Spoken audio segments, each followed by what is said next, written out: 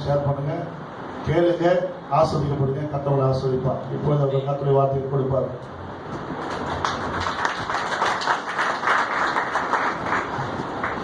தேவனுடைய பரிசுத்த நாமத்துக்கு எல்லா கனமும் மகிமையும் துதியும் சோத்திரம் புகழும் உண்டாவதாக. ரகசிய வருகை என்ற தலைப்பிலே இந்த தேவனுடைய வார்த்தைகளை நாம தியானிக்க போகிறோம். ரகசிய வருகை என்று ஒன்று உண்டா என்று அநேகர் கேள்வி கேட்கிறார்கள். ரகசிய வருகை என்ற வார்த்தையே பைபிள்ல இல்லையே, அது எப்படி ரகசிய வருகை என்று நீங்க சொல்லலாம், எப்படி அது நடக்கும் என்றெல்லாம் கேள்விகள் கேட்கிறார்கள். முதலாம் வருகை, இரண்டாம் வருகை தானே வேதத்தில் உள்ள வெளிச்சம். அதுல என்ன ரகசிய வருகைன்னு சொல்லி ஒண்ணு ஏன் அப்படி சொல்றீங்க என்ற குழப்பங்கள் பல நாளா இருக்கு. பல சபைகள்ல இதனுடைய குழப்பங்கள் இருந்து கொண்டுதான். ஒரு தலைமை போதகர்கிட்ட ஒரு உதவி ஊழியக்காரர் கேட்டாரா, ரகசிய வருகை, இரண்டாம் வருகை, எந்த வருகை பாஸ்டர் முதல்ல வரும், எது நம்ம ஆயத்தப்படுத்தணும், எது காரியம், ஒண்ணுமே புரியல, எனக்கு குழப்பமா இருக்கு பாஸ்டர் சொல்லும் போது தலைமை பாஸ்டர் சொன்னாரா, எனக்கும் குழப்பமா தான் இருக்கு, எப்படியோ வருவார்ல, எது வந்தாலும் சரி விடு, எதுல எதாவது வர்றாருல பார்த்துக்குறோம்னான்னு சொல்லி தலைமை போதவர் சொல்லியிருக்கிறாரு. நான் எக்மோர்ல மதுரையில மதுரைக்கு போறேன்.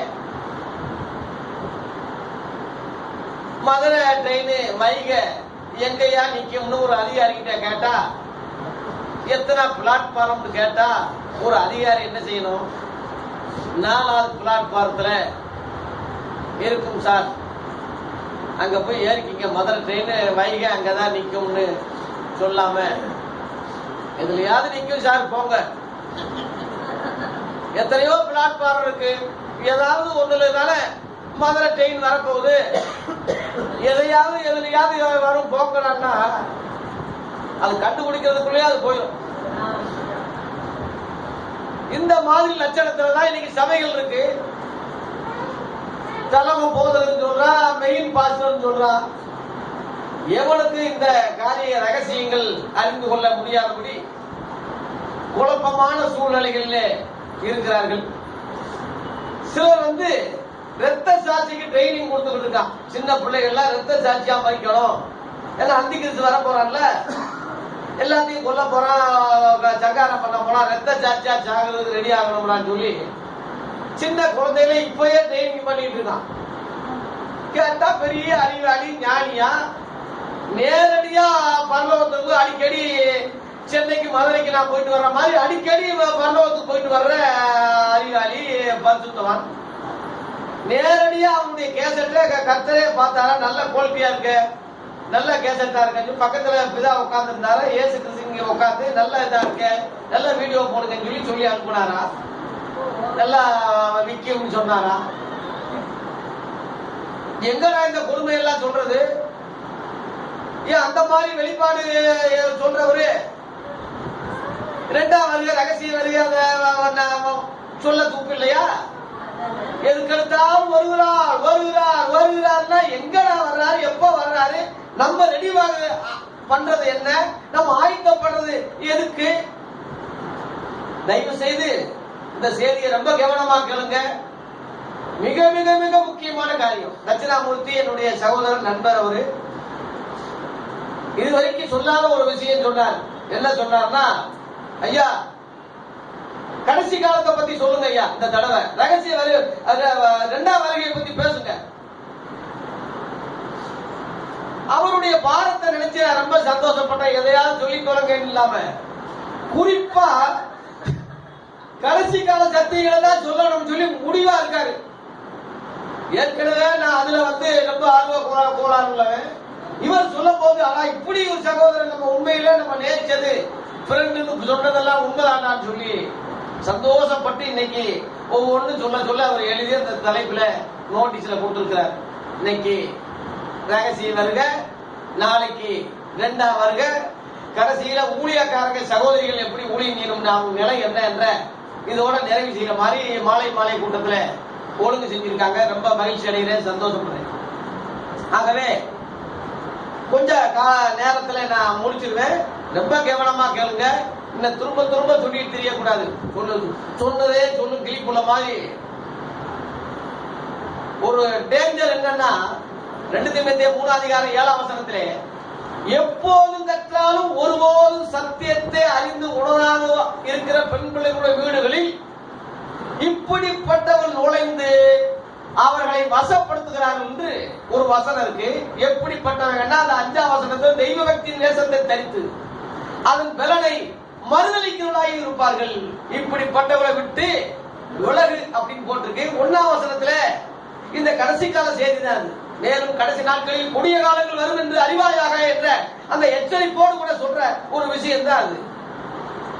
அதனால இயேசுநாதர் மாதிரி வேஷம் போட்டு, பக்தி மாதிரி வேஷம் போட்டு, இப்பதான் இயேசு என்கிட்ட வந்து பேசிட்டு போனார், டீ குடிச்சு போனார்லாம் சொல்றாங்க. தேவதூத வந்து தெய்வ பக்தியின் வேஷத்தை தரிக்கிற போய் சொல்லுகிற அந்த கூட்டம் கடைசி நாட்களை எழுப்பிட்டான். குறிப்பாக பொம்பளை பிள்ளைகளை தான் ஏமாத்துறானே போட்டிருக்கு. அது எப்படிப்பட்ட பொம்பளை பிள்ளைங்க? எப்போதும் கற்றாலும் 1 நாள் 2 நாள் இல்ல, எல்லா கூட்டத்துக்கும் தவறாம வந்துடுறாங்க. எல்லா பிரசவம் எல்லா காரியம் ஒரு வசனம் சொல்றது வந்து போட்டி போட்டு வாசிக்கிறது. அதுலயே ஒரு சண்டை. இப்ப ஆதியாகமத்தை போட்டி வச்சு 50,000 ரூபாய் பரிசுலான்னு சொல்றான். இது ஒரு அரசியல் மாதிரி பிசினஸ் மாதிரி இப்ப ஆரம்பிச்சா போடுறது. இந்த மாதிரி எல்லாம் இப்ப ரூட்ல இப்படிப்பட்ட உள்ளவங்களுக்கு எல்லாம் ரொம்ப முதல் பிரேஸ். ஆனா நான் சொல்றேன், வேதாகம போட்டியில வச்சா முதல் பிரேஸ் சாத்தான் தான் ஜெயிப்பான். அவ்வளவு வசனம் தெரியும், அவ்வளவு அறிவாளியவன், அவ்வளவு வசனங்கள் தெரியும். அங்கேயே பரலோகத்தில இருந்து அக்கினிமயமான மதில் நடுவுல கற்கள் நடுவுல உலாமனாக்கும் ஆராதனை மாஸ்டர் அவன். இன்னைக்குள்ள ஆராதனை வீரர்கள் ஏமாத்துறோம், அவங்கிட்ட பிச்சை வாங்கணும். வடபுறங்கள்ல ஆராதனை மாஸ்டர், லீடர், நாதசுரம், கிண்ணறம் எல்லாம், கர்நாடக சங்கீதம் எல்லாம் அவங்கிட்ட பிச்சை வாங்கணும். எசேக்கியேல் 28 அதிகாரத்துல போட்டிருக்கு. எல்லாமே அவங்கிட்ட ரெடியா இருக்கு. இசை மாஸ்டர் அவர். அதனாலதான் அதிகமா இசை பிரியர்கள் எல்லாம் நீங்க நல்லா பாத்தீங்கன்னா பிசாசினுடைய நிழல் வாட இருக்கும். அவன் மூஞ்சி முகர, அவன் மீச, அவன் மண்டை, அவன் முடிய பாத்தீங்கன்னா பிசாசி மாதிரி ஒரு தோற்றம் கண்டிப்பா இருக்கும். அது அவனுக்கே தெரியாது. ராக தேவன் அவன் சொல்லுவான். அவனை இசை மன்னர் அப்படி எப்படின்னு சொல்லி பேரை போட்டுக்குருவான். அதனால இன்னைக்கு உபதேசம் இல்லாதனால பாட்டு பாடியே நேரத்தை கடத்துறான். அதுல டான்ஸ் வேற, குத்து நடனம் வேற, விசில் வேற, பொம்பளை பிள்ளைகள் வேற ஆட வச்சு. எனக்கு உபதேசம் கிடையாதுல்ல, சத்தியம் கிடையாதுல்ல, ஜனங்களை தக்க வைக்கணும்ல. இப்படி கிளம்பிட்டாங்க நாட்டுல. அதனால சத்தியம் கிடைக்காத ஒரு பஞ்சகால பூமியில வரப்போகுது. ஆமோஸ் 8ஆம் அதிகாரம் 11ஆம் வசனத்திலே உணவு பஞ்சம் அல்ல, விவசாயிகளுக்காக நீங்க ஜெபிக்கிறாங்க. ஐயா ஒரே நல்லா இருக்கணும். எதுக்கு நல்லா இருக்கணும்? விவசாயம் பண்ணி நல்லா கொடுக்கணும். எதுக்கு? நாங்க திங்கணும். எல்லாம் அந்த வகுத்துக்கு தான் ஜெபிக்கிறாங்க தவிர வகுத்துக்கு மேல ஒண்ணு இருக்கு, ஒரு ஆத்மா, அது நினைக்கிறதே இல்லை. அவங்க தேவன் வயிறு, அவங்க முடிவு அழுது, அவங்க பூமிக்கு எடுத்தவங்களை சிந்திக்கிறாங்கன்னு சொல்லி பிலிப்பியர் 3ஆம் அதிகாரம் 19 இருக்கு. அதுல 20ஆம் வசனம் நம்முடைய குடியிருப்பு பரலோகத்தில் இருக்குது. அங்கே இருந்து கர்த்தராகிய இயேசு கிறிஸ்து என்ற இரட்சகர் வர எதிர்பார்த்து கொண்டிருக்கிறோம். எப்படி ஒரு ட்ரெயின் வர்றதுக்கு பெட்டி படுக்கோட பிளாட்பாரத்தில் எதிர்பார்க்கிறானோ அப்படிதான் இன்னைக்கு கர்த்தருடைய எடுத்துக்கொள்ளப்படுவதில்லை. ரெடியா ஒரு சபை, ஒரு விசுவாசி ஆயத்தமா இருக்கணும். வெளிப்படுத்த விசேஷம் 19ஆம் அதிகாரம் 7ஆம் வசனத்திலே அவருடைய மனைவி தன்னை ஆயத்தம் பண்ணினாள். அவருடைய மனைவி. சின்ன பிள்ளைகளா நீ இருந்துகிட்டு இருந்தீங்கன்னா அவர் மனைவி எப்படி ஆகுது? எடுத்துக்கொள்ளப்படுதல்ல, ரகசிய வருகையில அவர் மனைவியை தான் எடுப்பார தவிர சின்ன குழந்தைகள் எல்லாம் ஏசப்பா ஏசு சாமி குட்டி நானையா, கழுத குட்டி நானையா, உன்னை அப்பான்னு சொல்றதா இல்ல அம்மான்னு சொல்றதா, எப்படி சொல்றது ஒருத்த பாடுறான். ஆகவே இப்படிப்பட்ட ஆளுகள்லாம் அடுத்த ரவுண்ட்ல வாமகனேன்னு சொல்லிட்டு மனைவியை தான் எழுப்பார். ஒரு கொலைக்காரன் வரா, ஒரு திருட வரா, ஒரு வீட்டுல பிரச்சனை ஆகுதுன்னா ஒரு புருஷன் என்ன செய்வான்? ஒரு நல்ல புருஷன் அப்பாவை விட்டுருவான், அம்மா விட்டுருவான், சகோதரன் விட்டுருவான், பிள்ளைகளை கூட விடுவான், மனைவியை விட மாட்டாங்க. முதல்ல தூக்கு, ரெண்டாவது மற்றது பார்த்துக்குவோம். உலகத்திலேயே புருஷ மனைவி உறவு தான் உறவு, தெரியுமா உங்களுக்கு? தாய்க்கு பின் தாரம் இல்ல, தாரத்துக்கு பின் தான் தாய். அதை புரிஞ்சுக்க. ஆதாமுக்கு தாய கொடுத்தாரா? ஏற்ற துணைன்னு தாய கொடுக்கல, தகப்பனை கொடுக்கல, சகோதரிய கொடுக்கல, மனைவியை தான் கொடுத்தார். முழு பொம்பளைய கொடுத்தாரு. இருந்தாடா நல்லா சந்தோஷமா இருக்காங்க. உறவு ஒரு புருஷனுக்கு யாரு? மனைவி தான். அதுக்கு தான் அந்த மனைவி என்ற ஸ்தானத்துல சபையை தூக்குறாரு. தூக்கு இருக்கிறான். அல்லேலூயா. அந்த சபை ஆயத்தப்பட வேண்டியது அவசியமா இருக்குது. சும்மா எல்லாரும் போக முடியாது. எல்லா நாளும் ஒரு பொம்பளை புள்ள வீட்டுல இருக்குன்னா கல்யாண நாளைக்கு மட்டும் ஸ்பெஷல் ட்ரெஸ் எதுக்கு? அலங்காரம் எதுக்கு? கொண்டாட்டம் எதுக்கு? கல்யாண நாள் இல்ல. நாம் சந்தோஷப்பட்டு கைகூர்ந்து துதி செலுத்துகிறோம். ஆட்டுக்குட்டியாக கல்யாணம் வந்தது. அவருடைய மனைவி தன்னை ஆயத்தம் பண்ணினார். இத்தனை சந்தோஷம் அந்த கல்யாணத்துல. அல்லேலூயா. அந்த கல்யாணம் தான் ரகசியம் வருகிற. நான் சொல்றேன், ரகசியமா முடிக்கிற கல்யாணம்னு வச்சுக்கோங்களேன். இது என்னடா இது ஊர் உலகம் தெரியாதானே முடிக்கணும். ரகசியமானா யாருக்கு ரகசியம்? சாத்தானுக்கு ரகசியம், அந்தி கிறிஸ்துக்கு ரகசியம், கள்ளத்திற்கு ரகசியம். பரலோகத்தில் மூவர் சாட்சியிடுவது போல பூலோகத்தில் மூவர் சுத்திட்டு திரிகிறான். யாரு? சாத்தா. எவரை விழுங்கலாம் ஒன்று வகை தேடி சுற்றி திரிகிறான். ஒன்று பேர் அந்தி 8 அந்தி கிறிஸ்து. இந்த உலகத்திலே ஆவிகள் இன்னைக்கு செயல்பட்டு கொண்டிருக்கிறது. 1 யோவான் 2:18 கள்ள தீர்க்கதரிசிகள் அநேகர் இன்னைக்கு எழுப்பிட்டாங்க. மத்தேயு 24 அதிகாரத்திலே 11:12 இந்த மூவர் இங்க ஒன்றா இருந்து செயல்பட்டு இருக்கிறாங்க. குறிப்பா சபையை கண்டு வைக்கிறான், சபையை குறி வைக்கிறான். ஒரு சபையை ஏமாத்தணும்னா சாத்தான் தந்திரவாதியாச்சே. ஆரம்பத்திலேயே ஏவாள அவன் ஆட்டை போன போது எப்படி வந்தான்? ஓடினா டிவியில உள்ள பேய் மாதிரி வந்தாங்க. வந்தா அந்த அம்மாவுக்கு அப்பாலமா சாத்தானேன்னு சொல்லியிருக்கோம். எப்படி வந்தான்? சொற்பம் போல பதுங்கி வந்தான். எசேக்கியேல் 28 அதிகாரம் 13 வசனத்திலே அவன் ஏதேனில் இருந்தவன் சொல்லி அங்கே அவனுக்கு ஒரு குறிப்பு இருக்கு. ஏதேனில் எப்படி இருந்தான்? சர்ப்பமா இருந்தான். சர்ப்பம் ஏன் சர்ப்பத்துல நான் போனான்னா சர்ப்பம் தந்திரம் உள்ளதா இருந்தது. சகல காட்டு தீவங்களை பார்க்கலும் அதிகாரம் 3 அதிகாரத்திலே தந்திரம் உள்ளதா இருந்ததுனால தந்திரத்துக்கு தந்திரம் கரெக்டா இருக்கும் சொல்லி அந்த தந்திரத்தை பயன்படுத்திக்கிட்டான். அப்ப எல்லாம் மிருகங்கள்லாம் பேசும் போட்டு அது பேசுது. 3 அதிகாரத்துல பேசுது. தேவன் சொன்னது போட்டு வாங்குறது. அதான் இதுதான் வாயாடியாச்சே. சொன்னதுண்டோ புசிக்க கூடாது சொன்னதுண்டோ வாய புடுங்குது கூடாது. கிரிமினல் மைண்ட் உள்ளவல்ல. இந்த அம்மா என்ன செஞ்சிருக்கும்? நல்ல பொம்பளையா இருந்தா, ஐயா எனக்கு தெரியாது, எங்க வீட்டுக்காரர் தான் சொன்னார், அவர் வந்த பிறகு கேட்டுக்கங்க, இல்ல கேட்டு சொல்றேன், நீ போயிட்டு வான்னு சொல்ல நல்ல பொம்பளைக்கு அடையாளம். இதான் வாயாடியாச்சு. உடனே உட்கார சொல்லி ஃபேனை போட்டு லைட்டை போட்டு எல்லாம் போட்டு பிரசங்க ஆரம்பிச்சிருச்சு. அவன் எங்க போய் தொலைஞ்சாலும் தெரியல. அவனுக்கு எந்த குறையும் இல்ல, மனைவியை பாத்துக்கிறான்னு சொல்லி தோட்டத்தை உண்டாக்கி ஒரே உறவா இருக்குடா, தாயின் தகப்பன் கூட தேவையில்லை, மனைவியோட இசைஞ்சிருந்தான்னு சொல்லி இவ்வளவு ஆச்சரியச்சிருந்தா நீ எங்க போய் தொலைஞ்சா என்ன செஞ்சா? இவ்வளவு உரையாடல் நடந்துட்டு இருக்கு, என்ன செஞ்சு தொலைஞ்சானே தெரியல. எங்கிட்டோ காசு வாங்க போனாலும் எங்க அவன் தொலைஞ்சான்னு தெரியல. இவ்வளவு உரையாடல் நடந்துட்டு தேவன் வந்து அது தேவன் சொன்னதுக்காரு அது சுடக்கூடாது, சாப்பிடக்கூடாது, செத்து போகணும் அப்படின்னு சொல்லியிருக்காரு. இவ்வளவுலாம் இந்த அம்மாவுக்கு தெரிஞ்சிருக்குல்ல. சொன்னது யாரு? ஆதாம் தான் சொல்லியிருக்கான். நேரடியா ஏவாளுக்கு கர்த்தர் சொல்லல. அப்ப ஏவாளே பிறக்கல கர்த்தர் சொல்லும் போது ஆதியாகமம் 2:17 இந்த பழத்தை புசிக்கும் நாளிலே சாகவே சாவாய் அவனுக்கு சொல்லி இருந்தாரு. அவன் ரெண்டாவது மனைவி வந்ததுனால கண்டிப்பா சொல்லிட்டான். சொல்லி இருக்கான்னு தானே இவன் சொல்றான். அவன் சொன்னான்னு தானே சொல்றான். நேரடியா சொல்லல, புருஷன் சொல்லியிருக்கான். அதனால இந்த அம்மா புருஷன் சொன்னது பெருசா நினைக்காம ஆனா சொன்னா.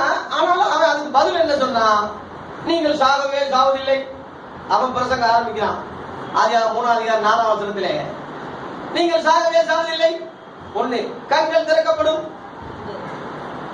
நன்மை தீமையை அறிவீர்கள், தேவர்களை போல ஆவீர்கள். 4 பாயிண்ட் சொல்றான் 4ஆம் வசனத்துல. ஏதாவது கெட்ட வார்த்தை ஏதாவது இருக்கா?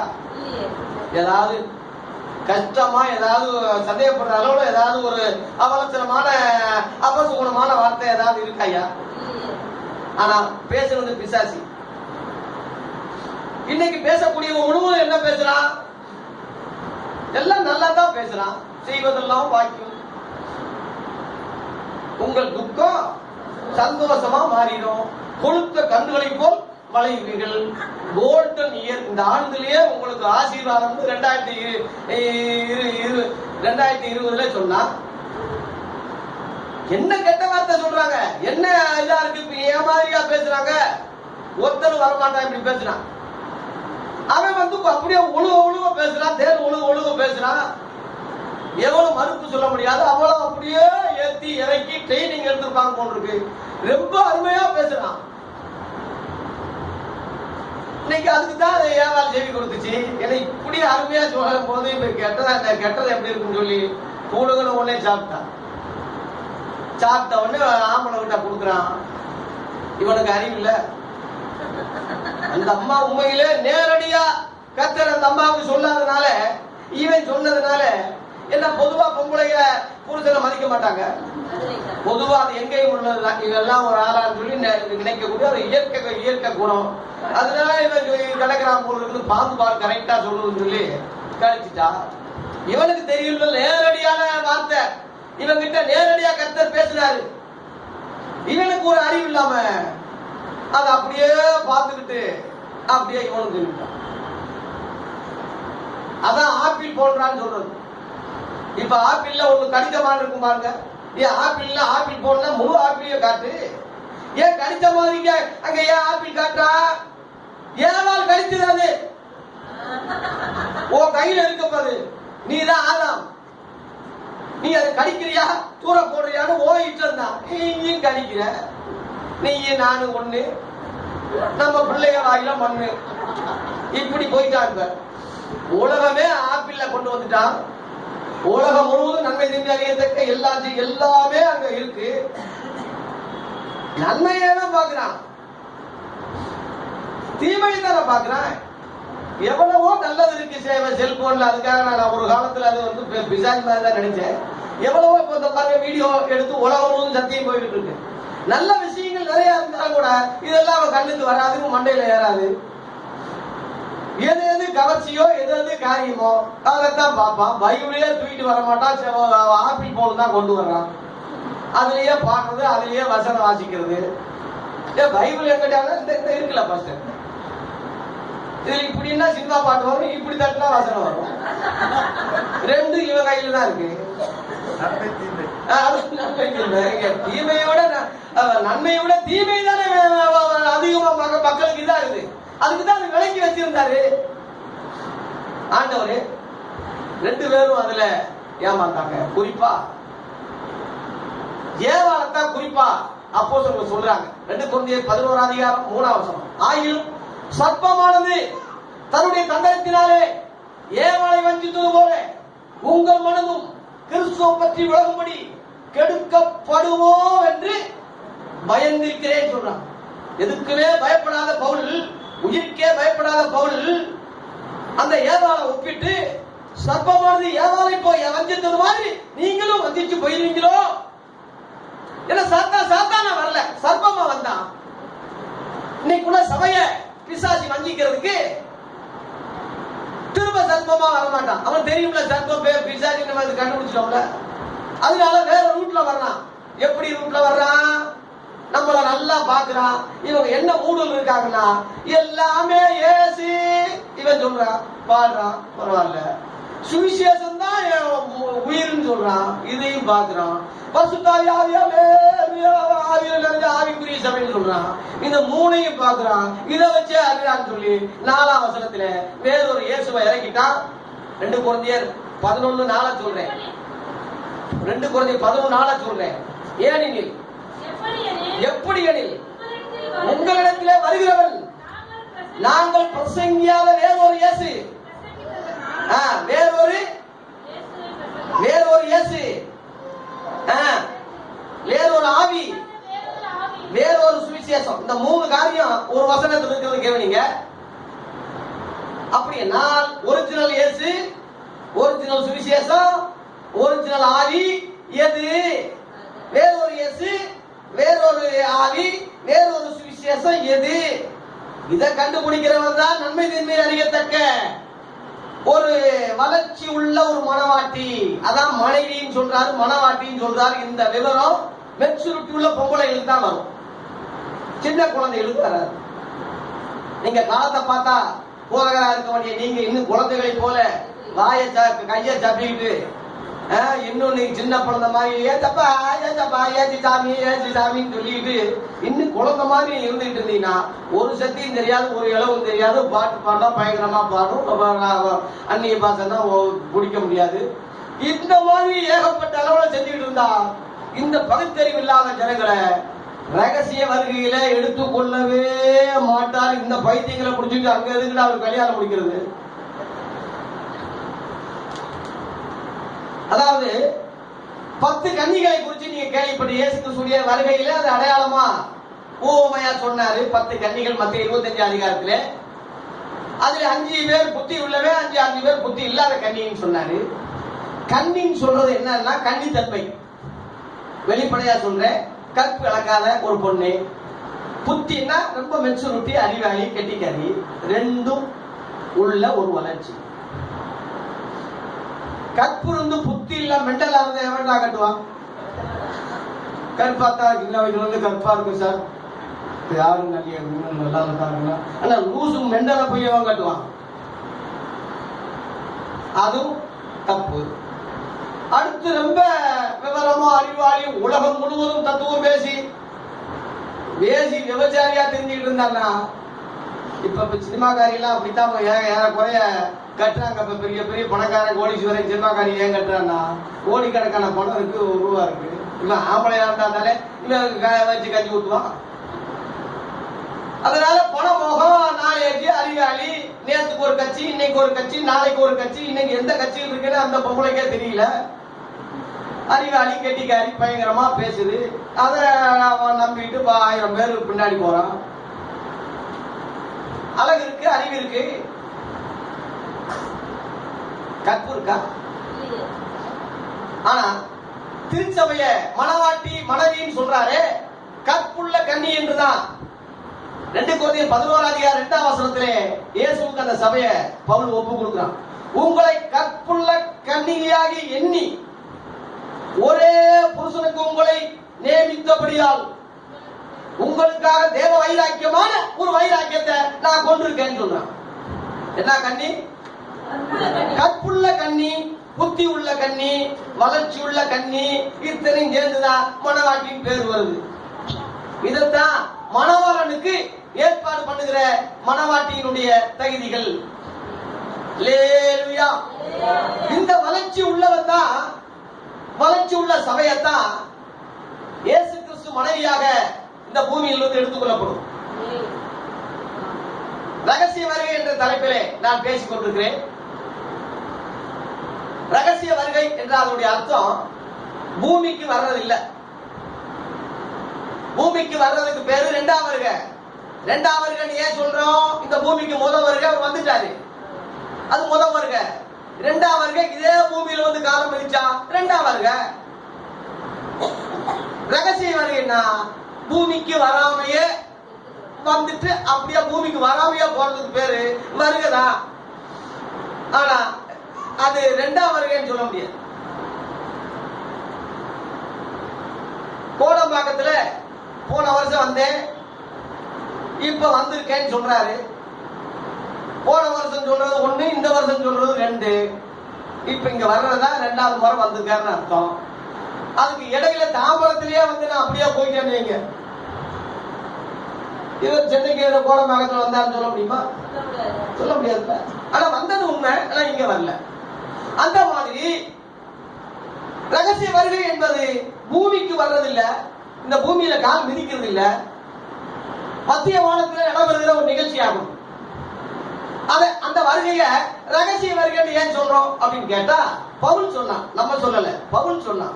1 கொரிந்தியர் 15:51 இதோ ஒரு ரகசியத்தை சொல்லுகிறேன், நாம் எல்லாம் நித்திரை அடைவதில்லை. ஒரு ரகசியத்தை சொல்றேன், ஒரு இமை பொழுதுல நாம் எல்லாரும் மர்மமாக்கப்பட்டு அப்படியே எடுத்துக்கொள்ளப்படுவோம் அப்படின்னு சொல்றான். இது ஒரு ரகசியமா சொல்றான். அவர் வருகைய ரகசியமா சொல்றான். ரகசிய வருகை என்று இணைச்சு சொல்றோம். மரணம் ஜெயமாக விழுங்கப்பட்டது 54ஆம் வசனத்தில். அதிலேயே நீங்க பாத்தீங்கன்னா, மரணம் ஜெயமாக விழுங்கப்பட்டது என்ற வார்த்தை நிறைவேறும். இந்த வசனத்தை படிங்க. அழிவுள்ளதாகிய இந்த உடம்பு அழியாமை தரித்துக் கொள்ளும் போது, சாவுக்கு ஏதுவாக இந்த உடம்பு சாவாமையை தரித்துக் கொள்ளும் போது, மரணம் ஜெயமாக விழுங்கப்பட்டது என்ற வார்த்தை. இந்த பாருங்க, அந்த வார்த்தை மட்டும் இன்னும் நிறைவேறல. ஏசாயா தீர்க்கதரிசியில எத்தனையோ தீர்க்கதரிசனம் நிறைவேறிடுச்சு, ஆனா இந்த வார்த்தை நிறைவேறல. நிறைவேறும் என்று ரகசியம் என்று சொல்லும் போது, எடுத்துக்கொள்ளப்படுவது சொல்லும் போது, இமைப்பொழுதுல தூக்கும் போது சொல்லும் போது நிறைவேறும் சொல்லி அங்க ஒரு குறிப்பு சொல்றான். அது எங்க எழுதிருக்குன்னா, ஏசாயா 25:8 படிக்கிறோம். மரணம் ஜெயமாக விழுங்குவார். அல்லேலூயா. இதத்தான் கிருஷ்ண அவதாரத்திலே, கலியுகத்திலே, அலியுகத்திலே கிருஷ்ண வரும்போது உலகம் முழுவதும் அவர் வாய்க்குள்ள எல்லாம் போயிடும். கலியுகத்துல அது அலியுகம் சொல்றான். இந்த கலியுகம் சொல்றதா அறிவு பெருத்து போகும்னு தானியல்ல போட்டிருக்கு. அலியுகம் சொல்றதா அழிவு காலம்னு நம்ம சொல்றோம். அது வேற இது வேற நம்ம சொல்றோம். அது வேணா நிலநாட்டமா இருக்கலாம், சில காரியங்கள் இருக்கலாம், நெருப்பு இல்லாம புகையாது. ஆனா முழு சத்தியமா நம்ம அதை எடுத்துக்கிற முடியாது. ஒரிஜினல் சத்தியம் பரிசுத்த வேதாகமம் தான். அது நிலநாட்டமா சொல்லப்பட்டிருக்குல்ல. அது உங்க புலவர்கள் கூட இவரை பத்தி சொல்லியிருக்காங்கன்னு சொல்லி அப்போஸ்தலர் 17:28 பவுல் சொல்லலையா? அறியாமல் ஆராதிக்கிறாங்க, அது பேய் பிசாசு போகடான்னு இன்னைக்கு சொன்ன மாதிரி சொன்னானா? அவரையே நான் உங்களுக்கு அறிவிக்கிறேன்ல 23 சொல்றான். அந்த மெச்சூரிட்டி யாருக்கு வரும்? அந்த அறிவு அவரையே அறிவிக்கிறேன், வேற எங்கிட்டோ போய் சொல்லல. அதனால ஜனங்கள் அறியாமையில் இருக்காங்க, அறியாமல் ஆராதிக்கிறாங்க. அவன் கடவுள் சொல்றான், அல்லான்னு சொல்றான், தேவன் சொல்றான், எல்லாம் இறைவன் சொல்றான், என்னென்னமோ சொல்லிட்டு இருக்கிறாங்க. கடவுள் பேர ஏதோ கடவுள் தானே, அதெல்லாம் உச்சரிக்க மாட்டேன், வைக்க மாட்டேன். நீ இருக்கிற உன் கையில வச்சிருக்கிற பைபிளையே சமைச்சுக்கிறத பார்த்துதான். உனக்கு தெரியுமா? Doctor power, Henry power, doctor power பிராமணர் மொழிபெயர்த்தது. சமஸ்கிருதம் ஏகப்பட்ட சமஸ்கிருதம், ஜலம், ஸ்ரீ, ஜா, இந்த வார்த்தை முழுவதும் சமஸ்கிருத வார்த்தை புகுத்தப்பட்டிருக்கு. அது தேவ பாசைன்னு சொல்றேன். சமஸ்கிருதம் நாங்கெல்லாம் பேச மாட்டோம் இருக்கிறியா? நீ இதுதான் நல்லதுன்னு சொல்ற. அது தப்புன்னு சொல்ல வரல, நல்லதுதான். உன் பாஷை அவன் பேசுற, அவன் பாஷை நீ பேசுற. அது அவன் 11ஆம் அதிகாரத்துல பாஷைகள்லாம் தாறுமாறாக்கிறவர் அங்கங்க வச்சுட்டாரு. அது எப்படி நீ நேற்றுக்கிறமோ அவன் வேற மொழி, இது சரியில்லை, நாங்க தான் சொல்லி இது சண்டை போட்டுக்கிட்டு இருக்கிற? அவசியமானது எதுவோ அதை பாரு. எப்பொருள் யார் வாக்கி எப்படியா பொருள் மெய்ப்பொருள் காண்பது அறிவுத வேத வாக்கியங்களை ஆராய்ந்து பாருங்கள், அவைகளால் நித்திய ஜீவனம் எண்ணுகிற என்னை குறித்து சாட்சி கொடுப்பவர்களும் அவைகளே என்று யோவான் 5:39 சொல்றது சும்மாவா? வாக்கியம்னு சொல்லல, வாக்கியங்கள் பன்மைகளை சொல்றாரு. அதனால ரிக்கு வேதத்துல இருக்கு, இயேசு வந்து பலியிடுறது ஆட்டை போல பலிவாண்டு பிரஜாபதி பலியிடுவார்னு ரிக்கு, சாம, அதர்வன, எஜர் என்ற இந்தியா பூர்வ வேதங்கள்ல ரிக்கு வேதத்துல எழுதியிருக்கு. அது எப்படி இல்லைன்னு சொல்ல முடியும்? இயேசு 53ஆம் அதிகாரத்தை நம்புற நீ அது எப்படி நீ மறுதளிக்க முடியும்? இப்படி நிறைய காரியங்கள் இருக்கு. எல்லா இடங்களையும் போட்டிருக்கு. குர்ஆன்ல போட்டிருக்கு, இயேசு பத்தி ஈசா நபின்னு போட்டிருக்கு. ஒளிகள் மாறலாம், கருத்துக்கள் மாறுதா? கருத்துக்களும் மாறலாம், ஆனா பொருள் ஒண்ணுதானே. இந்த காரியங்கள்லாம் தயவு செய்து நேற்று மதத்தையும் வேற்ற ஜனங்களையும் பேய் பிசாசுன்னு சொல்லி ஒதுக்கி அவங்கள ஒரு அந்நிய மக்களா நினைக்காதீங்க. அவங்களுக்கும் உங்களை மாதிரி 2 காலம் 2 கை தான், அவங்களும் மனுஷன் தான், ஒரே ரத்தம் தான். வேற்று கிரகத்திலிருந்து வந்தானா இல்ல நீ எருசலேம்ல இருந்து பிள்ளைல வந்து இறங்குறியா? அப்போஸ்தலர் 17:26 ஒரே பூமியின் உள்ள ஜனங்களுக்கு எல்லாம் ஒரே ரத்தத்துல தோன்ற பண்ணீங்க. ஒரே ரத்தம், அதான் ஒன்றே குலம் ஒருவனே தேவன் திருமூலம் சொல்றா. அது எப்படி நீ பேய் பிசாசு சொல்லலாம்? ஒரு ஆள் சொல்றாரு, பெரிய பேசப்பா, இந்துன்னு சொன்னாலே வாயில குத்துங்க, அது ரத்த வர மாதிரி குத்துங்க, பாவ மன்னிப்பு கேட்டுக்கலாம்னு சொல்றான் ஒரு பெரிய மனுஷன். அப்ப பின்னாடி போறவன் எங்கெல்லாம் விளங்குவான்? ஒரு பெரிய தலைவர் அவனை ஏத்துக்கிட்டு இருந்தா இந்துன்னு சொன்னா வாயில குத்துறான்னு சொன்னானே. 7 வருஷத்துலதான் அந்த பேரே வந்துச்சுன்னு சொல்லி சொல்றான் அறிவாளி. முதல்ல நீங்க புரிஞ்சுக்கங்க, இந்துன்னா ஒரு மதம் அல்ல, இந்த தேசத்தின் பேர். எஸ்தர் 1:1 இருக்கு. இந்து தேசம் முதல் எத்தியோப்பியா தேசம் வரை 127 நாட்கள் அகசியர் ராஜா ஆண்டு இருக்கான். அது ஆங்கில புத்தகத்துல பாத்தீங்கன்னா இந்தியான்னு இருக்கும். இந்துன்னு சொல்லி தமிழ் பைபிள்ல இருக்கு, ஆங்கிலத்துல இந்தியான்னு போட்டிருக்கோம். அது எப்படி நீ மறுதளிக்க முடியும்? அவன் அதை வச்சு வெள்ளக்காரன் வந்து இந்து தேசம்னு சொன்னா, இந்துக்கள் சொன்னா, இந்துஸ்தான் அழைச்சாங்க. முஸ்லிம்கள்லாம் போனதுனால அது பாகிஸ்தான் சொன்னா, அந்த வசன அடிப்படையில தான் அவன் இந்துக்கள் சொன்னான். இதுவே இங்கிலீஷ்ல இந்தியன்.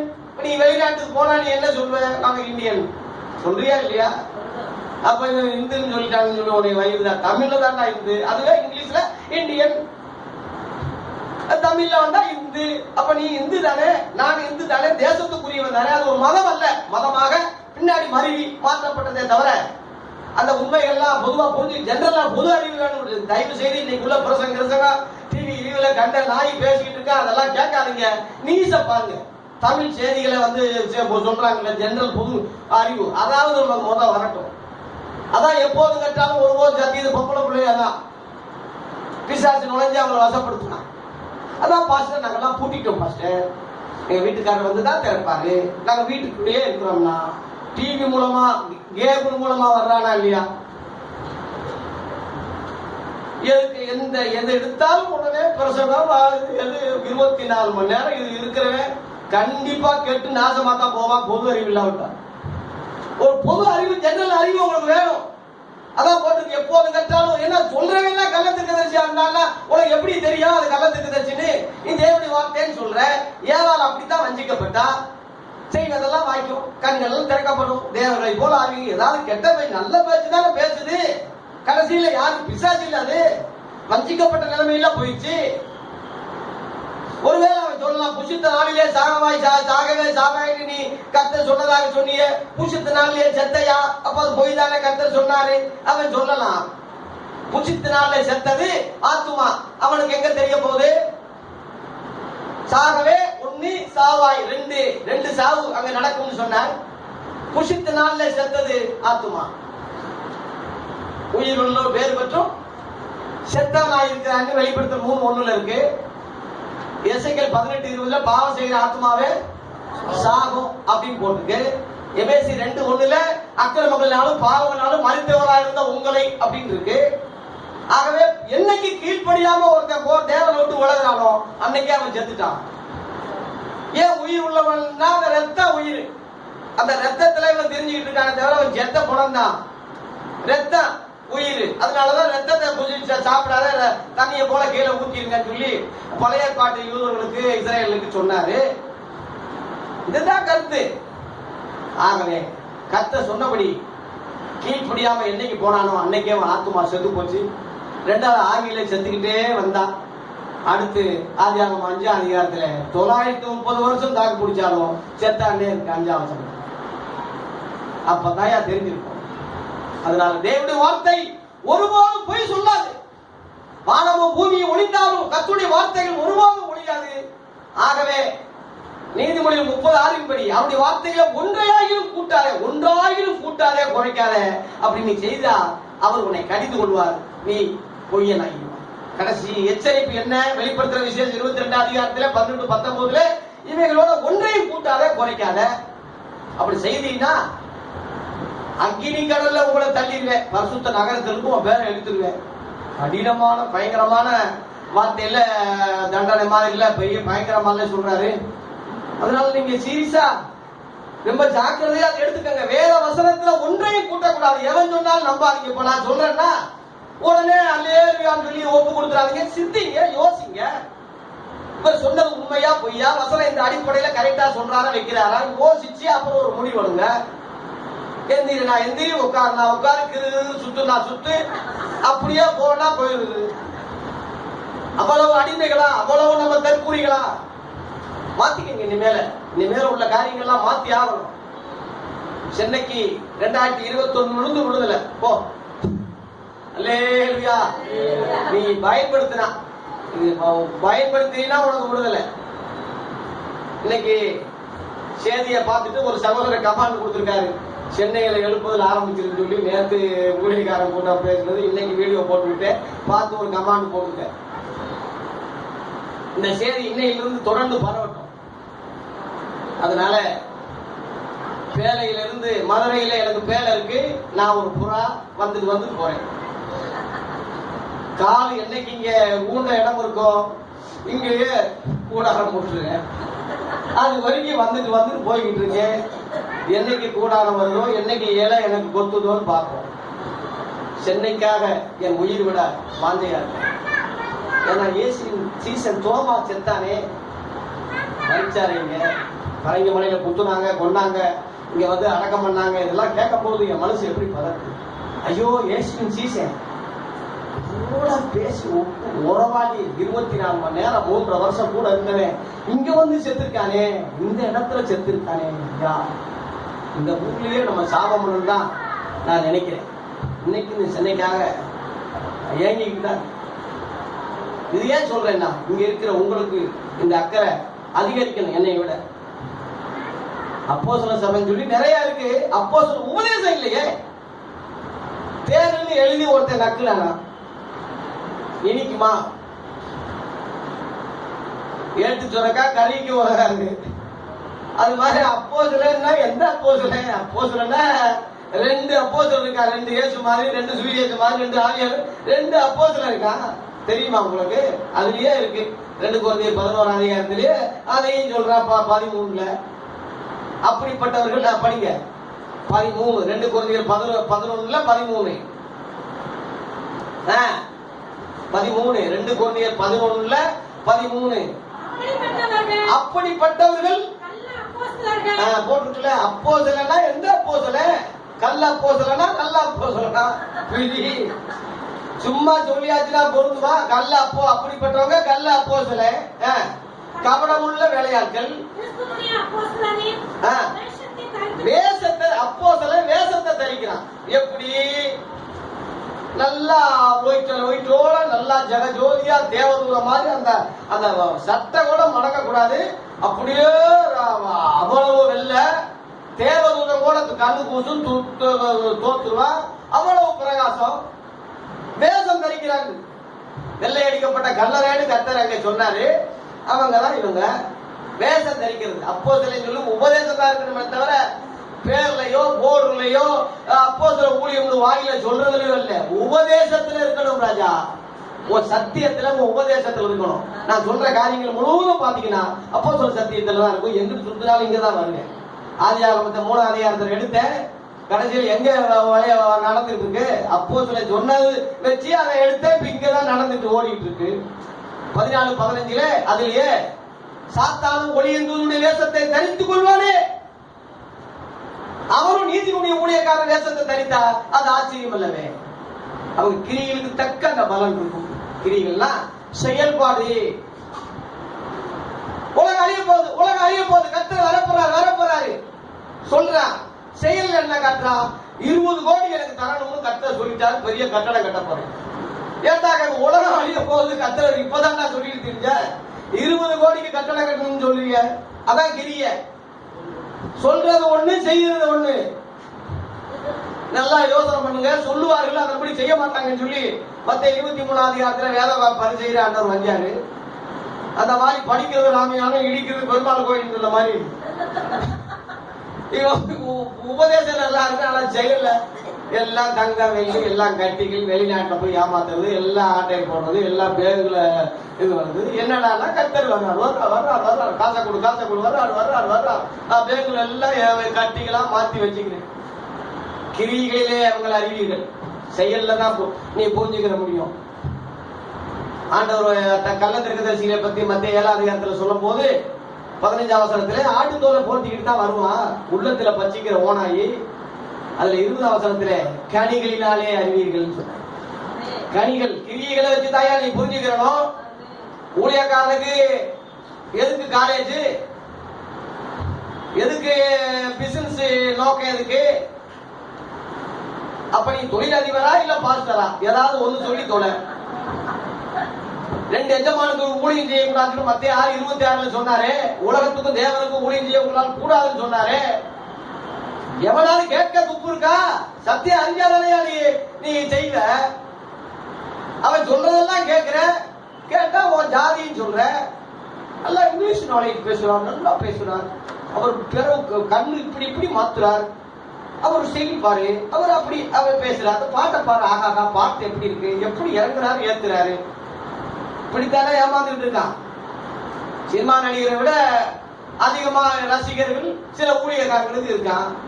அவன் சொன்னதெல்லாம் நீ கேட்கத்தானே செய்வான். எதையும் சார்ந்துக்கிறாங்க. தயவு செய்து இயேசு கிறிஸ்து தான் கோல் மாடல். அவர் ஒருவர் தான். அவர் கூட வேறு ஒரு இயேசுன்னு போட்டதுனால ரொம்ப கவனமா இருக்கணும். ஒரிஜினல் இயேசுவை பின்பற்றமா இல்ல போலி இயேசுவை பின்பற்றிக்கிட்டு இருக்கிறோமா? ஒரிஜினல் சுவிசேஷத்தை நம்புறோமா இல்ல போலி சுவிசேஷத்தை நம்புறோமா? ஒரிஜினல் ஆவியை பெற்றிருக்கிறோமா இல்ல வேறொரு ஆவியில போறோமா? இதுக்கெல்லாம் விலைக்கு சொன்னதுக்கு டைம் இல்ல. நல்ல சத்தியம் இது. விலைக்கு சொன்னா இன்னும் நல்லா இருக்கும். நம்முடைய தலைப்பு என்ன? ரகசிய வருகை. அதை பத்தி தான் நம்ம சொல்ல வேண்டியதா இருக்கு. இதுல போனோம்னா அப்புறம் நேரம் ஆயிடும். ஆகவே மணவாட்டி தன்னை ஆயத்தம் பண்ணினால் இயேசு கிறிஸ்து இந்த மணவாட்டி சபை எடுக்க போறாரு. இதுதான் எடுத்துக் கொள்ளப்படுதல் அல்லது ரகசியம் வருக. அந்த அர்த்தம் தான். ஏன் எடுக்கிறார் அப்படின்னு கேட்டா அடையாளங்கள் இருக்கா? இயேசு இதை பத்தி சொன்னாரா? சொன்னார். மத்திய 24 அதிகாரத்துல 3ஆம் வசனத்துல உங்களுடைய வருகைக்கும் உலகத்தின் முடிவுக்கும் அடையாளம் என்ன என்று சீசர்கள் 3ஆம் வசனத்துல கேட்கிறாங்க. அந்த அடையாளங்கள் அவர் 2 காரியம் இருக்கு. நீங்க உலகத்தின் முடிவு 1, உங்களுடைய வருகை 2 இருக்கு. உலகத்தின் முடிவு காரியங்களை அவர் சொல்லும் போது 14ஆம் வசனத்துல சொல்றாரு, அப்பொழுது முடிவு வரும். எப்பொழுது? இந்த ராஜ்யத்தின் சுவிசேஷம் பூலோகம் முங்கும் உள்ள சகல ஜாதிகளுக்கு சாட்சியாக பிரசங்கிக்கப்படும். அப்பொழுது முடிவு வரும். அப்போ உலகத்தின் முடிவு சுவிசேஷம் காஸ்பல் என்னைக்கு சொல்லி முடியுதோ அன்னைக்கோட முடியுது. லாட்டரி சீட்டு குழுக்கள் நடக்கிறதுக்கு சீட்டெல்லாம் வித்துட்டா முடிச்சு குளிக்கிடுவான். அந்த மாதிரி தான். அப்பொழுது அது வரைக்கும் இந்த உலக முடிவு தொடர்ந்துட்டு தான் இருக்கு. அப்பொழுது முடிவு வரும். ஒவ்வொன்றுக்கு ஒரு முடிவு இருக்குல்ல. பிரசங்கி 3ஆம் அதிகாரத்துல ஒவ்வொன்றுக்கு ஒரு முடிவு இருக்குல்ல. நீ வாட்சி வாங்குற ஒரு முடிவு இருக்கு, சேலையை வாங்குற ஒரு முடிவு இருக்கு, வீடு கட்டுற ஒரு முடிவு இருக்கு. ஒவ்வொன்றுக்கும் ஒரு முடிவு இருக்கு. உலகத்துக்கும் முடிவு இருக்கு. உலகம் தன்னைத்தானே சுத்திக்கிட்டு இருக்கு, சூரியன் சுத்திக்கிட்டு இருக்குன்னா அப்படியேவா இருக்கும்? அதுக்கு ஒரு முடிவு வேணாமா? இந்த ஃபேன் சுத்திக்கிட்டு இருக்கு, இதுக்கு ஒரு முடிவு இல்லையா? இப்படியே சுத்திட்டு இருந்தா எத்தனை நாள் சுத்தும்? சூடாகி மெல்ட் ஆகி நின்றும்ல. இதேதான் இந்த உலகம் சுத்திக்கிட்டு இருக்குன்னா எந்த நாளா சுத்தம்? அந்த முடிவு கண்டிப்பா இருக்கு. அதுதான் அடையாளம் சொன்னார், நடந்துட்டு இருக்கு. அதுல முக்கியமான அடையாளம் 15ஆம் வசனத்திலே மத்திய 24:15 மேலும் ஒரு ஆள் படிங்க. பாலாக்கு அருவருப்பை குறித்து தானியேல் புத்தகத்திலே அவர் தானியேல் சொன்னானே, வாசிக்கிறவன் சிந்திக்கணும், யோசிக்கணும். இது பரிசுத்த ஸ்தலத்திலே காணும் போது அதை நீங்க புரிஞ்சுக்கங்கன்னு சொன்னார். இந்த பூமியில பரிசுத்த ஸ்தலம் என்று எருசலேம் அழைக்கப்படுகிறது. கோழி லாண்டுன்னு சொல்லி கவர்மெண்ட் அத்தாரிட்டி கொண்டு கோழி லாண்ட் பரிசுத்த பூமின்னு சொல்லி அந்த இடத்துல நீங்க நிக்க, இந்த அக்கிரமத்தின் கிரிகள் நிக்கும் போது இந்த கேட்டின் மகன் பாவ மனுஷன் நிற்கும் போது இந்த அடையாளத்தை புரிஞ்சுக்கீங்கன்னு சொல்லி ஒரு அடையாளம், முக்கியமான 2ஆம் வருகையில ஒரு அடையாளமா சொன்னாரு. அந்த அக்கிரமக்காரன் அந்த கேட்டின் மகன் தான் அந்தி கிறிஸ்து. அன்னைக்கு உள்ள காலத்துல கூட பவுல் அவர் காலத்திலேயே இயேசு வந்துருவாரு தான் நினைச்சான். அவ்வளவு ஆர்வமா ஊழியம் செஞ்சிருக்கான். உலகம் முழுவதும் அன்னைக்கே சொல்லியாச்சு, பரப்பியாச்சு. ஒரு வளர்ச்சி இல்லாத காலம், நவீன வளர்ச்சியோ விஞ்ஞான வளர்ச்சியோ, இந்த மாதிரி ஏரோப்ளேனோ இந்த மாதிரி காரோ வசதிகள் இல்லாம அந்த காலத்திலேயே எவ்வளவு கஷ்டப்பட்டு பரவிட்டாங்க. கர்த்தர் வந்துருவாருன்னா நினைச்சான். நாள் போக போக போக போக வருஷங்கள் கூடிக்கிட்டு இருக்கு. அப்ப இந்த காலம் நீட்டுது. அவனா புரிஞ்சுக்கிட்டு அப்ப சுதாரிச்சு என்ன சொல்றான், அப்புறம் ஒரு அடையாளம் சொல்றான். 2 தெசலோனிக்கேயர் 2ஆம் அதிகாரம், 2 தெசலோனிக்கேயர் 2ஆம் அதிகாரத்துல விசுவாசிகளுக்கு ஒரு யோசனை சொல்றான். இந்த மாதிரி டென்ஷன் ஆயிடாதீங்க, இயேசு வர்றாரு, வந்துட்டாரு அங்க வந்துட்டான்னு சொன்னா உடனே பதறாங்க, செஞ்சிடாதீங்க, ஒரு அடையாளத்தை சொல்றேன்னு சொன்னான். என்ன அடையாளம் படிங்க, நல்ல நேரமா எடுக்காம இருக்கீங்க. 2 தெசலோனிக்கேயர் 2ஆம் அதிகாரம்.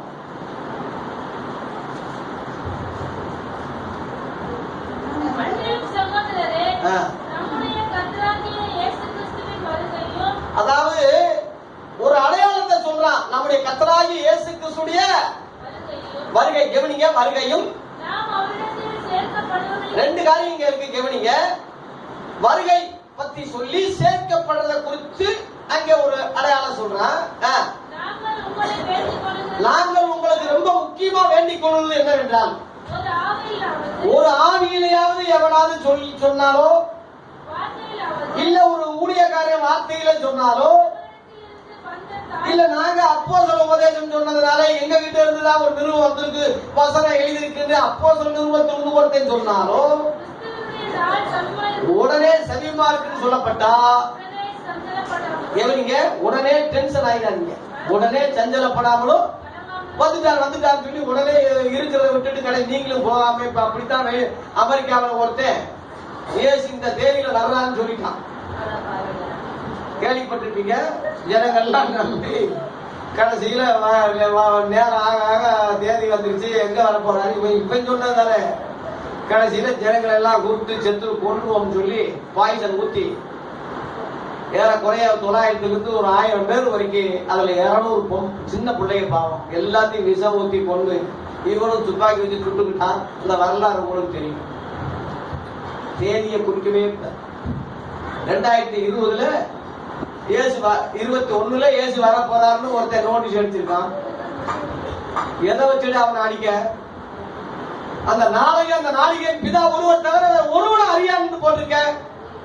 தீர்க்கதரிசனம் சொல்றான். இந்த 2021 என்னடான்னு கேட்டா, மேற்பனை வெட்டுவேன், ஆடுகள் சிதறடிக்கப்படும் சொல்லி மத்தேயு 26ஆம் அதிகாரத்துல உள்ளதை சுட்டி காட்டி இந்த வருஷத்துல எல்லா மேற்பர்களும் வெட்ட போறாங்கன்னு சொல்றான். எல்லா ஊழியக்காரங்களும் வெட்ட போறான். மந்தை எல்லாம் சிதறடிக்க போது 2021 எழுதிருக்காயா, நோட்டீஸ் போட்டிருக்கான்.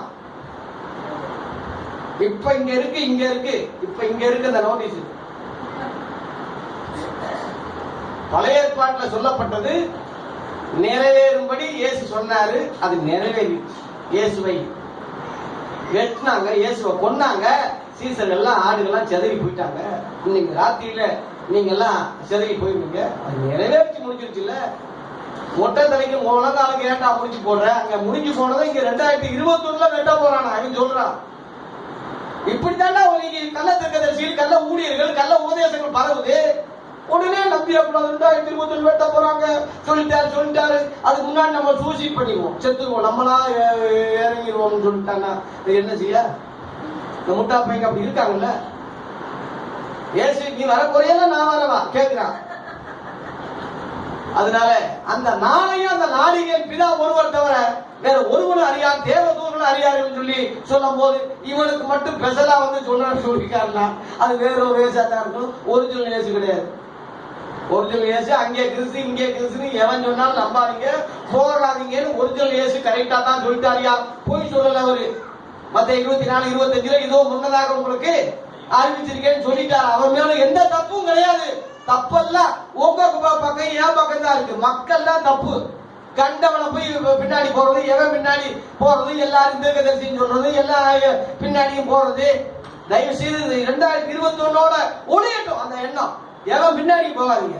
எவன் இருக்கா நம்ம நம்புறதுக்கு? இயேசு நேற்றும் இன்றும் என்றும் மாறாதவரா இருக்கார். அவர் சத்தியங்கள் மாறாம இருக்கு. இன்னைக்கு நடந்துட்டு இருக்கு. இந்த கொரோனா நோய் 6:7 இருக்கு. மத்தேயு 24 அதிகாரத்துல கொள்ளை நோய்கள் 19 சொல்றது கொள்ளை நோய். அதான் 21 வசனத்துல உலக தோற்றம் முதல் இதுவரைக்கும் சம்பவித்தாத இனிமேல் சம்பவியாதமான கொடிய உபத்திரம் சொன்னாரு. அதுதான் அது. இதுவரைக்கும் இந்த அநியாயம் இருந்திருக்கிறார். இந்த நோய் இதுவரைக்கும் கேள்விப்பட்டிருக்கிறோமா? கேள்விப்பட போறோமா? ஏரோப்ளேன் முழுவதும் எங்கேயும் போகல, எந்த பஸ்ஸும் போகல, எந்த இதுவும் போகல, ட்ரெயின் போகல. இதுவரைக்கும் கேள்விப்படாத, அதான் உலகம் உண்டான கொண்டு 21 இருக்கு. இதுவரைக்கும் சம்பவித்தாத இனிமேலும் சம்பவியாதமான கொடிய உபத்திரம் அப்பொழுது உண்டாகும் சொல்லி அன்னைக்கே சொன்னாரே. அவர் தீர்க்கதரிசியா? இன்னைக்குள்ள ஆளுக தீர்க்கதரிசியா? இன்னைக்கு நடந்துருக்கு. தெரிந்து கொள்ளப்பட்டவர்கள் நிமித்தம் இந்த நாட்கள் குறைக்கப்படும். போட்டு தெரிந்து கொள்ளப்பட்டவர்கள் யாரு? மணவாட்டி சபைதான். அல்லேலூயா. அதனால எவன் பின்னாடி போகாதீங்க, எங்க ஏமாந்து போயிடாதீங்க. மணவாட்டி சபையை கர்த்தர் காப்பேன்னு ஒரு வாக்கு பண்ணியிருக்கிறார். வெளிப்படுத்தல் 3:10 என் பொறுமையை குறித்து சொல்லிய வசனத்தை நீ காத்துக் கொண்டபடினால் பூமியின் குடியிருக்கிற அனைவரையும் சோதிக்கும்படி பூச்சக்கரத்து மேலோங்கு வரப்போகிற சோதனை காலத்துக்கு தப்பும்படி நான் உன்னை காப்பேன். அல்லேலூயா. இது ஒண்ணுதாயா நமக்கு ஆறுதல். காப்பேன்னு சொன்னார்ல, இதுதான் ஆறுதல். சும்மா பாட்டு பாடுறது இல்ல. காப்பா உன்னை பாட்டு பாடுறது என்னையா இருக்கு? பாட்டு பாடுறவன் எழுதினவன் ஏட்டா கெடுத்தான், பாடினவன் பாட கெடுத்தான்னு சொன்ன மாதிரி நீ பாலாசிராணி தான் பாடினாரு. கட்டடம் கட்டிகள் அவன் எழுதின பாட்டு தான். ரோஜா பூமாலை இந்த கல்யாண வீட்டுல பாடுறதெல்லாம் அவன் எழுதுனதான். கடைசியில் என்ன சொன்னா? நான் தான் கிருஷ்ணன் சொல்லிட்டான், நான் தான் ஏசுன்னு சொல்லிட்டான். எல்லாம் அவன் பின்னாடி போனவெல்லாம் நாசமா போனாங்க. அவன் பாட்டு மட்டும் பாடிக்கிட்டு இருக்காங்க. அதனால பாட்டு பாடுறதுனால ஒருத்தன் பரிசுத்தமானவன் சத்தியம் சொல்றான்னு நம்பிடாதீங்க. பாட்டு இருக்கும், அவன் இருக்க மாட்டான். அதனால பாடல் பின்னாடி போகாதீங்க. பாட்டுக்கு ஒரு கூட்டம் ரசிக்காதீங்க. கர்த்தரை மட்டும் பிடிங்க. எந்த நாயும் வேணாம். இனிமேல ஏமாந்து இதுவரைக்கும் நம்ம சீரழிஞ்சு அநியாயமானது போதும்னு தான் சொல்லு. இதுவரைக்கும் ஏமாந்தது சரி, இனிமேல ஏமாறாத.